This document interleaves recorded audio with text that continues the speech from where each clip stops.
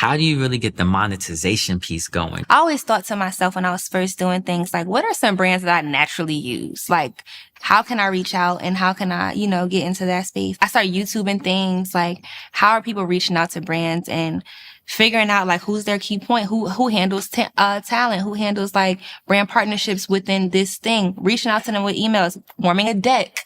You were doing all this work on your own. Yes. Get your one sheet or your EPK, list your followers, list your algorithm, show how many females versus males are in your demographic, show your target 5 areas, show, all the things that make you a person on one thing, and send it off to brands and say, listen, I think you partnering with me would be a great mutually beneficial situation. I already use your brand. It won't be inorganic. This is how I will market it like this. Maybe we can partner.